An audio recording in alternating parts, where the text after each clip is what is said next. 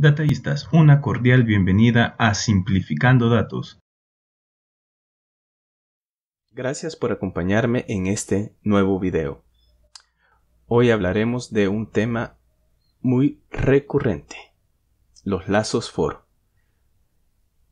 Trataremos de explicarlo de una manera simple para que en adelante lo podamos usar. En realidad hoy iba a tratar un tema que no era este, pero creí mejor hablar un poco antes de los lazos for para cuando ya los utilicemos en el próximo tema ya sepamos de qué estamos hablando. Bien, ¿qué son los lazos for? Vamos a tratar de explicarlo con este sencillo esquema. El lazo for es lo que se encuentra dentro de esta caja amarilla. Pues venimos ejecutando previamente un código que tiene unas variables determinadas. Al entrar al lazo for, lo que hace es evaluar cierta condición y si no se cumple esa condición, se repite las veces que nosotros hayamos establecido una tarea y no se sale de este lazo hasta que la condición que hemos establecido se cumpla. Precisamente por eso es un lazo, ¿sí? Si ve eso, bueno, otros le dicen los ciclos for, pero lo único que hace es repetir una determinada acción hasta que se cumpla la condición que nosotros hayamos establecido. Si no se ha cumplido, él va a seguir adentro del lazo hasta llegar al valor establecido y al momento de cumplirse sale del lazo y continúa con la ejecución del código. Eso es un lazo for. Este es el archivo que utilizaremos en este video. Como siempre, estará en el repositorio de GitHub. Abajo en la caja de descripción les dejaré el enlace. Estará este archivo y también va a estar pues este mismo código en formato de los notebooks de Jupyter. ¿Sí? Así que van a haber dos archivos para que ustedes puedan descargar y trabajar con el que más se sientan cómodos. El primer ejemplo que vamos a ver es el más sencillo de todos. Es simplemente imprimir cada uno de los elementos de una lista.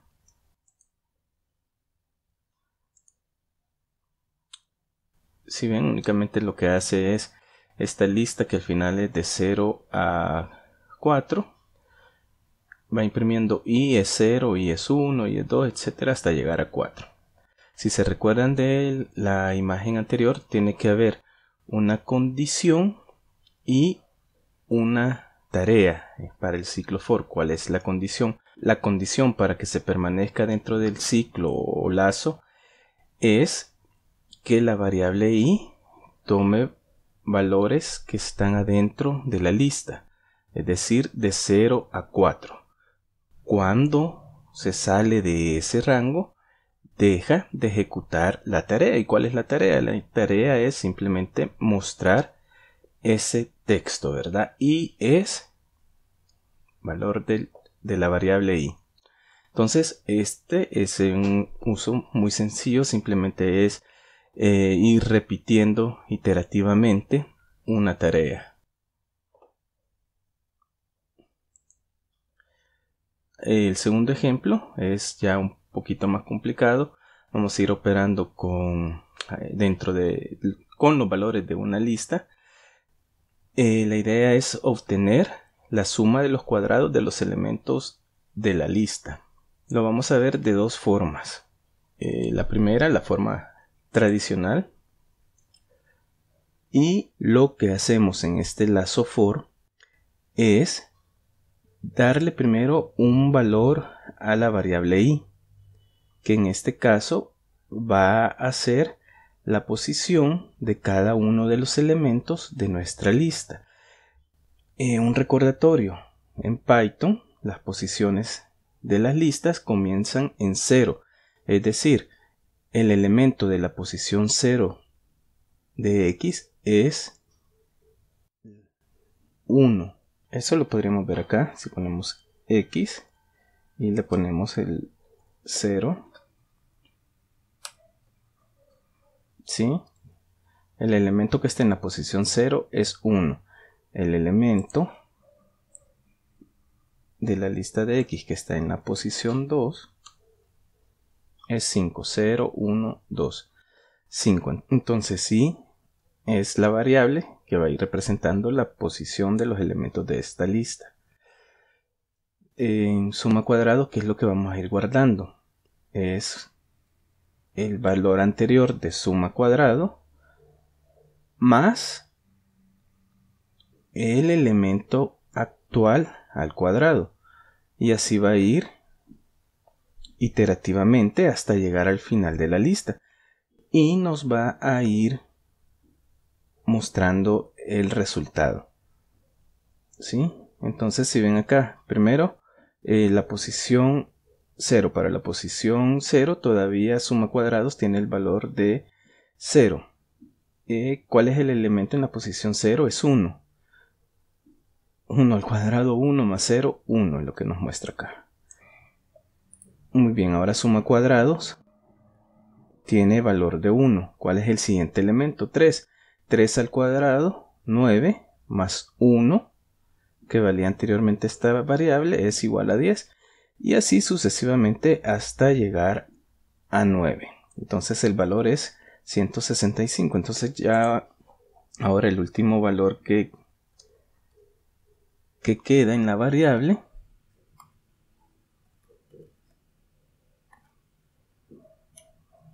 es 165. Esta es una manera de enfrentar el problema, y esta otra que es un poco más pythonista, como suelen llamarle.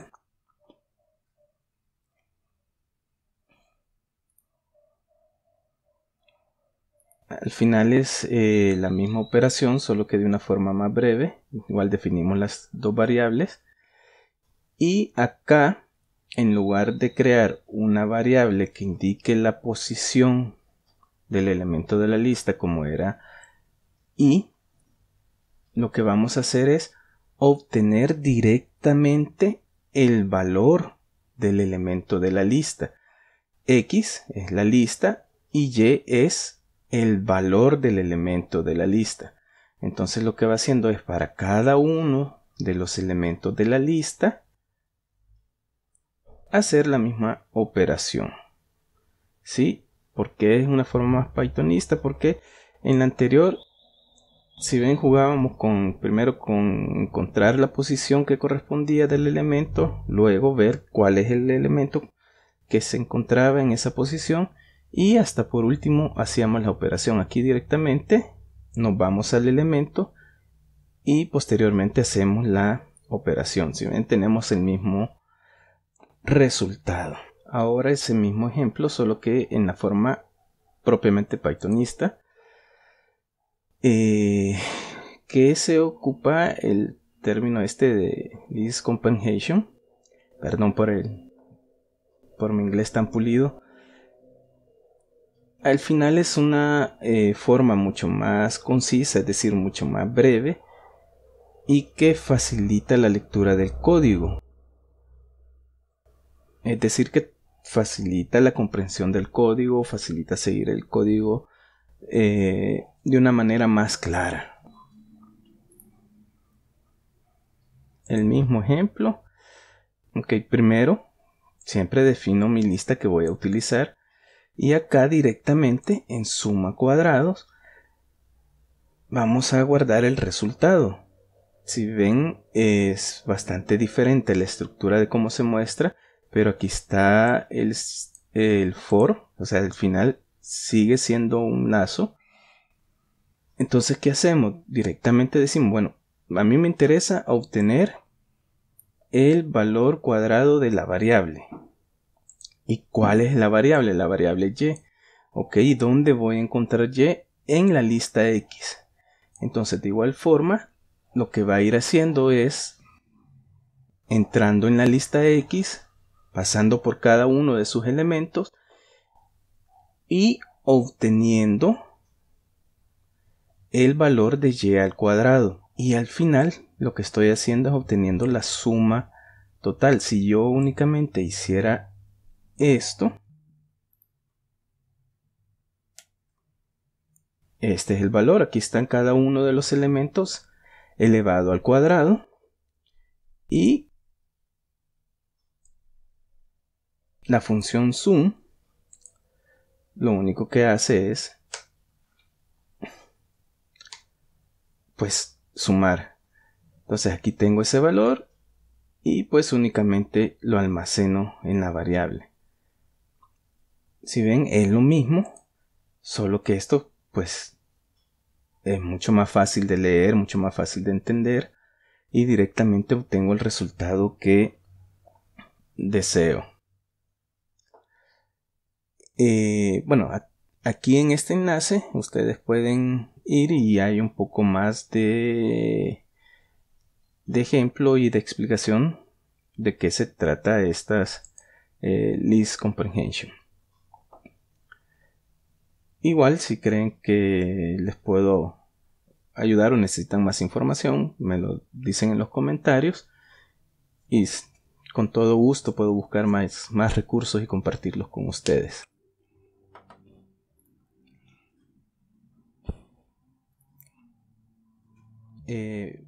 Casi siempre acompañado del ciclo for está el if. Aquí voy a explicar de una sola vez el lazo for con el if y el else. Nuevamente es en el recuadro amarillo donde está lo que nos interesa. Esta parte de acá es la evaluación del ciclo for, ¿sí? Donde estamos indicando que se va a estar repitiendo el lazo o ciclo hasta que se cumpla la condición X. Si no se ha cumplido esa condición, viene y evalúa otra condición. Esta parte es el if, ¿sí? Es decir, ¿qué hago cuando se cumple una condición? Si se cumple la condición, pues realizo la tarea 1. Y aquí viene el else. ¿Qué pasa si no se cumple? Si no se cumple esta condición, pues evalúo la tarea 2. ¿Sí? Ese es un lazo for con if y else.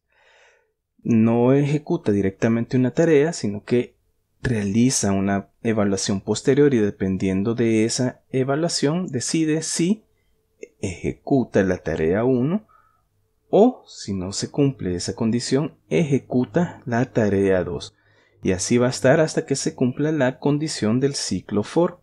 Una vez se haya cumplido, sale del lazo y continúa con el código.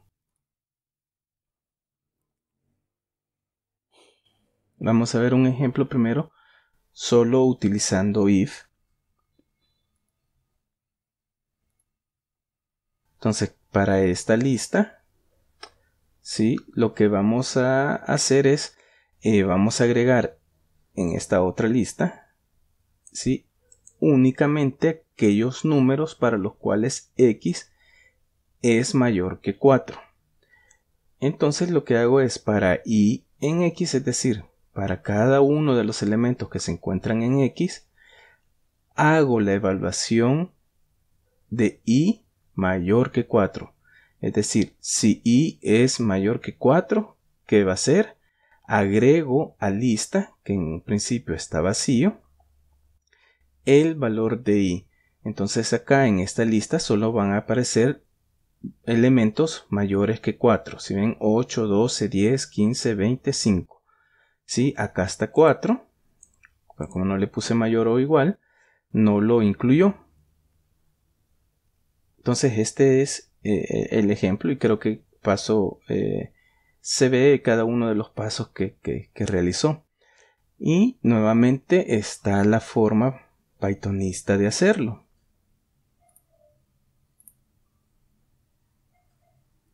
La misma variable. Entonces, directamente lo que estoy haciendo es, en lista, me vas a guardar todos aquellos elementos de X siempre que ese elemento sea mayor que 4.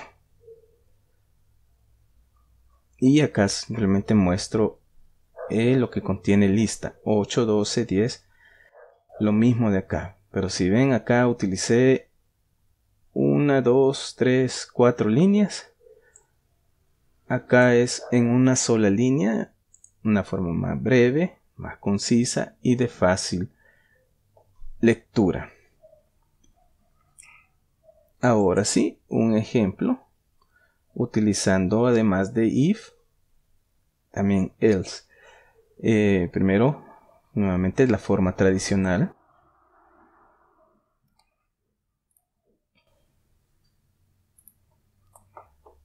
En este ejemplo, lo que voy a hacer es únicamente si i es menor que 0, o sea, si el elemento es menor que 0, lo agrego a la lista tal cual, pero si es mayor que 0, o sea, si no se cumple esta condición, no voy a agregar i, sino que lo que voy a agregar es i multiplicado por menos 1. Entonces al final todos los elementos van a ser negativos.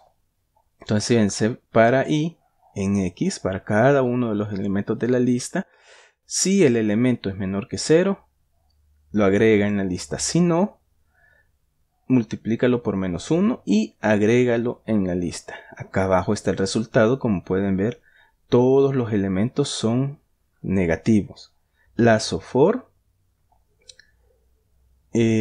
la condición de if, si se cumple realizo esta tarea, si no se cumple realizo esta otra tarea. Y como siempre, la forma pythonista de hacerlo, lo mismo en una sola línea.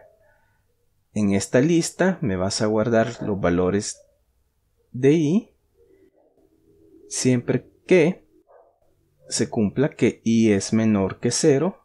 Si no se cumple, ahí lo multiplicas por menos 1. ¿Y de dónde vienen los valores de i? Pues i son cada uno de los elementos que se encuentran en la lista X. Mismo resultado. Una línea de código. 1, 2, 3, 4, 5 líneas de código. La idea es simplemente dar una introducción a lo que son los ciclos for, con un poco de if, un poco de else. Obviamente todavía hay mucho más que se puede ver de estos lazos.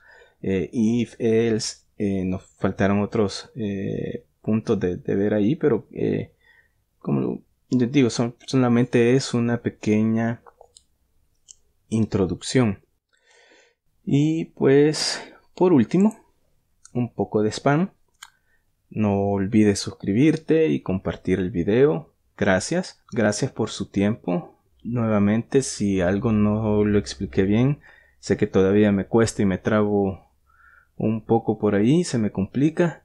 De verdad, déjenme sus comentarios con gusto. Me tomo el tiempo de leerlos y poder explicarme, compartir recursos aparte de videos.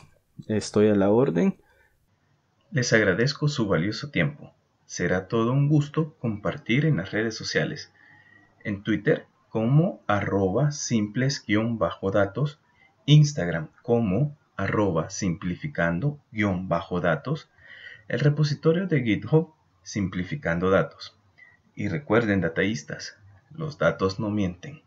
No olvides suscribirte. Gracias y hasta pronto.